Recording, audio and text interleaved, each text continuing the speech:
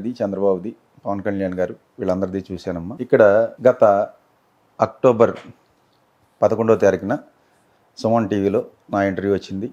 బైరిశెట్టి నాగరాజు గారు ఆయన ఇంటర్వ్యూ చేసినప్పుడు జనసేన టీడీపీ పొత్తు ఉంది, ఈ పొత్తులో కూటమి వస్తే వైఎస్ జగన్మోహన్ రెడ్డి గారికి 117 సీట్లతో అధికారంలోకి వస్తారు, కూటమికి 58 సీట్లు అని చెప్పడం జరిగింది. సో ఇది జరిగి ఇప్పటికి 7 నెలలు దాటిపోయింది.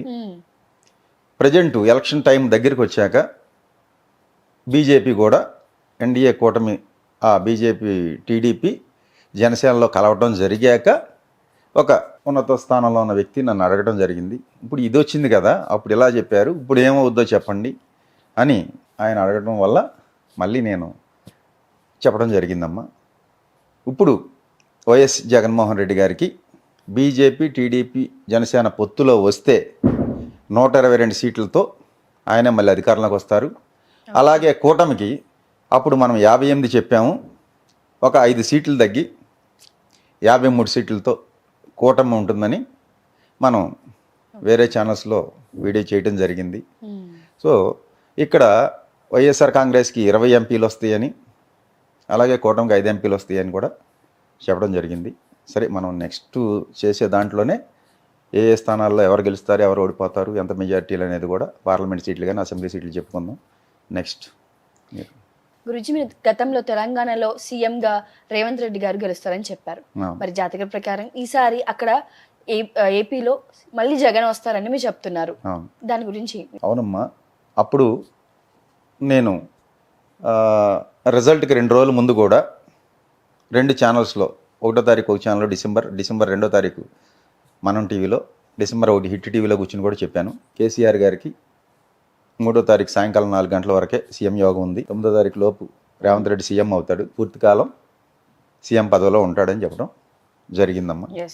అది మీరు చెప్పినట్లు సీఎంగా జగన్ గారు ఒకవేళ గెలవకుండా బై ఛాన్స్ టీడీపీ అధికారంలోకి వచ్చి ఆయన సీఎం అవుతే, చంద్రబాబు సీఎం అవుతే, మీరు చెప్పిన జాతకం అబద్ధం అని ఒప్పుకుంటారా? ఒప్పుకుంటామమ్మా. ఇప్పుడు మేము చెప్పింది, మేము ఇక్కడ లైవ్లో కూర్చొని చెప్తున్నాం కదా, చెప్పినప్పుడు జరగకపోతే మేము చెప్పింది తప్పని ఒప్పుకోవాలి, అంతేగాని ఇక్కడ నేను అప్పుడు అలా చెప్పా ఇలా చెప్పానని చెప్పి ఏదో బ్రోకర్ ఇచ్చి మిమ్మల్ని ఇది చేసి నా వీడియోలు ఉంటే తీసుకురండి, నా వీడియోలు ఉంటే చూపించండి, నా వీడియోలను డిలీట్ చేపించి అలా చేసే అవసరం నాకు లేదు. అర్థమైందా? వన్స్ ఒక మాట చెప్పామంటే ఆ మాటకి కట్టుబడే ఉంటా చనిపోయేంత వరకు కూడా. ఒకవేళ నేను చెప్పింది జరగకపోతే జరగపోవచ్చు, ఎస్ జరగకపోతే మీ టీవీలో కూర్చుని నేను చెప్పింది తప్పు అని నేను ఒప్పుకుంటా. అర్థమైందా మీకు? Next right. కొంతమంది జ్యోతిష్యులందరూ 100% సీఎం చంద్రబాబు గారే, ఎందుకంటే ఆయన జాతక రీత్యా ఆయన అవ్వే అవకాశాలు ఉన్నాయి, 100% అయ్యే అవకాశాలు ఉన్నాయి అంటున్నారు, దానికి మీ సమాధానం? ఇప్పుడు మా జ్యోతిష్యులే చాలామంది కూడా టీవీలో కూర్చుని జగన్మోహన్ రెడ్డి గారే అవుతారు జాతక రీత్యా అని మరి కొంతమంది ఇలా కూడా చెప్తున్నారు, కొంతమంది అలా కూడా చెప్తున్నారు. సరే, అది వాళ్ళ పరిజ్ఞానం బట్టి చెప్తారమ్మా. ఇక్కడ నేను కూడా 122 సీట్లు వస్తాయి అని చెప్తున్నా అంటే అది నా పరిజ్ఞానం బట్టి చెప్తున్నాను. అలాగే తెలంగాణలో 63 సీట్లు వస్తాయి అని చెప్పి మా పొంగులేటి శ్రీనివాసరెడ్డి గారు జాయిన్ అయిన కొత్తలోనే చెప్పాను ఆయనకి, నేను అది శ్రీనివాసరెడ్డి గారికి వచ్చేది కాంగ్రెస్ పార్టీ అని. తర్వాత రిజల్ట్ వచ్చే ముందు కూడా 64 నుంచి 67 వస్తాయి అన్న, అదే 64తో వచ్చినాయి. పూర్తికాలం గవర్నమెంట్ ఉంటుందని కూడా చెప్పాను. ఏది ఇక్కడ రేవంత్ రెడ్డి గారు ఉంటారా ఊడిపోతారా అని అన్నారు, పూర్తికాలం ఉంటుంది. మే తర్వాత ప్రమాణ స్వీకార ముహూర్తం ప్రకారం ఈ మే తర్వాత కొంచెం ఫైనాన్షియల్ ట్రబుల్స్ ఎదుర్కొంటాడు ఈయన, అది కొన్నాళ్ళు జరుగుద్ది. ఏదైనా 27 దాటేటప్పటికి ఈ ప్రమాణ స్వీకార ముహూర్తం ప్రకారం సెట్ అవుద్ది. ఆయనకి కుటుంబం అంటే ఈ మంత్రులు ఉన్న ఎమ్మెల్యేల వల్లే కొంత ఇబ్బందులు ఉంటాయి అని చెప్పడం జరిగింది. ఆ విషయంలో ఒక మనిషికి జాతకం చూస్తే జ్యోతిష్యుడు ఒకే విధంగా చెప్పాలి, కానీ ఇప్పుడున్న సమాజంలో 4 జ్యోతిష్కులు 4 రకాలుగా చెప్తున్నారు, దాని గురించి మీరు ఏమంటారు? చెప్తారమ్మా, మీలో ఉన్న చైతన్యం ఒకటే, నాలో ఉన్న చైతన్యం ఒకటే. అర్థమైందా?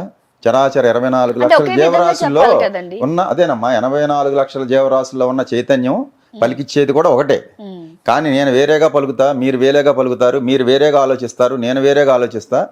డిఫరెంట్గా ఎలా ఆలోచిస్తున్నామో ఈ జ్యోతిష్యులు కూడా వాళ్ళ స్థాయి, వాళ్ళ పరిజ్ఞానం, వాళ్ళకున్న అజ్ఞానం, విజ్ఞానం ఏదో ఒకటి ఉన్న స్థాయిని అనుసరించి చెప్పడం జరుగుతుంది. రైట్.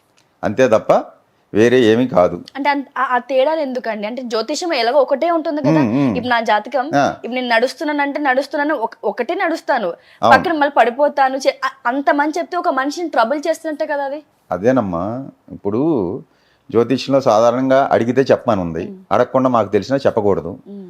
రెండోది, వీళ్ళు ఎలా ఎందుకు చెబుతున్నారు అంటే వాళ్ళకున్న పరిజ్ఞానం బట్టి చెప్పారు. ఇప్పుడు ఉదాహరణకి మీకు తెలంగాణలో మా జ్యోతిష్యులు అందరూ కూడా వన్ సైడే చెప్పారు. 70 నుంచి 75 బీఆర్ఎస్ వస్తుంది, కేసీఆర్ గారే మళ్ళీ సీఎం అని. అది ముందు నుంచి ఎప్పటి నుంచో చెప్పుకొచ్చారు. ఇందులో కొంతమంది మేము చెప్పలేదంటారు, చెప్పి కూడా కొంతమంది మేము చెప్పాము, ఒప్పుకున్నాము, జరగలేదంటారు. సరే, దీనికి వ్యతిరేకంగా ఒక ఇద్దరు ముగ్గురు కూడా రేవంత్ రెడ్డి అవుతాడని చెప్పారు. అందులో నేను ఒకడిని. నేను కూడా ఇన్ని సీట్లతో రేవంత్ రెడ్డి సీఎం అవుతారని చెప్పాము.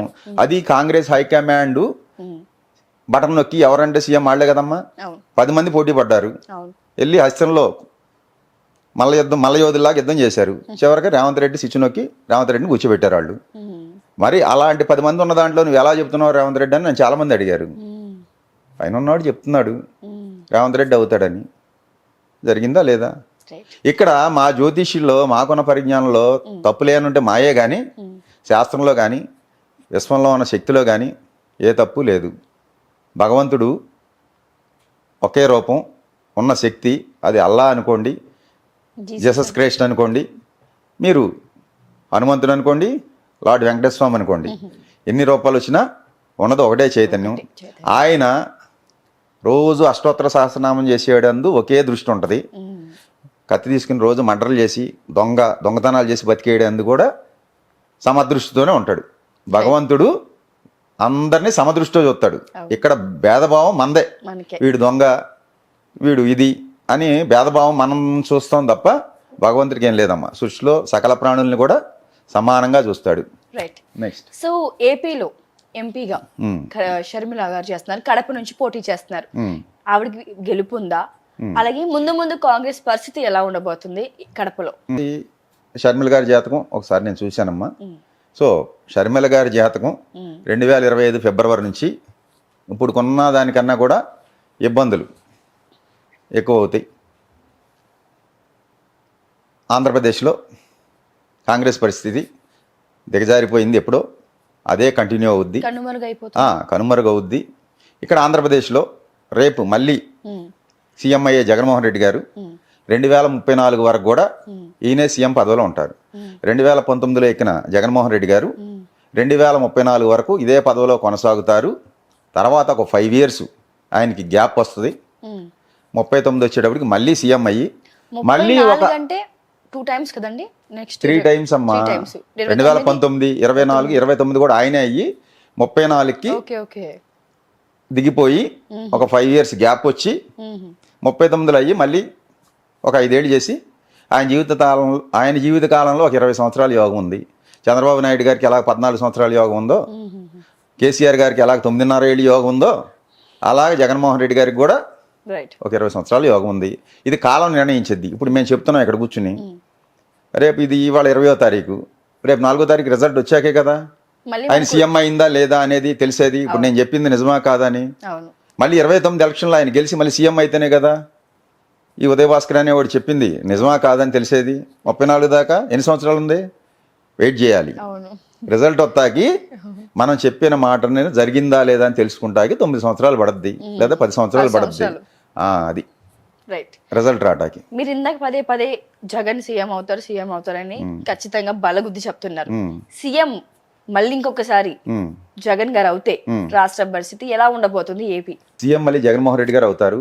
రాష్ట్రాన్ని పరుగులు పెట్టిస్తాడు, అభివృద్ధి పదంలో, ప్రగతి పదంలో నడిపిస్తారు. ఇప్పుడు చెప్పే అన్నీ కూడా అభివృద్ధి ఏముంది అనేది వాళ్ళకి అజ్ఞానం అనే కళ్ళు పొరలు కమ్మి ఏమీ కనపట్ల. ఏది జగన్మోహన్ రెడ్డి చేసిన అభివృద్ధి ఒక మాయ కమ్మి వాళ్ళకేం కనపట్ల. ఆ మాయ పొర తొలగినప్పుడు అభివృద్ధి ఏంటనేది కనపడద్దమ్మా. రైట్. పిఠాపురం నుంచి ఉమ్, మనకు తెలిసిందే పవన్ కళ్యాణ్ గారు, వంగగీత గారు పోటీ చేయడం జరిగింది. గెలుపు ఎవరి వైపు ఉంటుంది? ఈసారి పిఠాపురం నుంచి పవన్ కళ్యాణ్ గారు గెలుస్తారా? అసెంబ్లీకి వెళ్ళే ఛాన్సులు ఉన్నాయా? నేను ఎప్పుడో చెప్పానమ్మా, అక్టోబర్ 11 వచ్చిన వీడియోలోని సుమన్ టీవీలో, పవన్ కళ్యాణ్ గారు కూటమిలో వెళ్తే గెలుస్తారు, ఒంటరిగా వెళ్తే గెలవరని చెప్పాను. అది అది ఆన్ రికార్డే ఉంది. ఇప్పుడు కూడా కూటమిలో వెళ్ళారు కాబట్టి గెలుపు అవకాశాలే ఉన్నాయి ఆయనకి, అసెంబ్లీలోకి అడుగుపెట్టే అవకాశాలే ఉన్నాయి. రైట్. దేశవ్యాప్తంగా అధికారంలోకి వచ్చే పార్టీ ఏది? దేశవ్యాప్తంగా నేను ఎప్పుడో చెప్పాను గత ఇంటర్వ్యూల్లోనే, మళ్ళీ బీజేపీయే వస్తుందమ్మా ఎన్డీఏ కూటమికి. అప్పుడు 305, 310 సీట్లతో అని చెప్పాను. ఇప్పుడు మీ టీవీలో కూర్చుని ఎన్డీఏ బలం అది లోపలున్న బయట నుంచి మద్దతు ఇచ్చిన పార్టీలతో అయినా సరే, ఏదైనా ఎన్డీఏ బలం పార్లమెంట్లో 360 సీట్లు ఉంటాయి. రైట్. లోపల ఉండకుండా బయట నుంచి మద్దతు ఇచ్చేవాళ్ళు ఉంటారు. ఉదాహరణ జగన్మోహన్ రెడ్డి బయట నుంచే మద్దతు ఇచ్చాడు కదా బీజేపీకి గత 5 సంవత్సరాలు. అలాగా ఇచ్చినా ఏదైనా ఎన్డీఏ కూటమికి 360 సీట్లు బలం పార్లమెంట్లో ఉంటుంది. రైట్. ఏపీలో 25 ఎంపీ సీట్లు ఉన్నాయి. మరి వైఎస్ఆర్సీ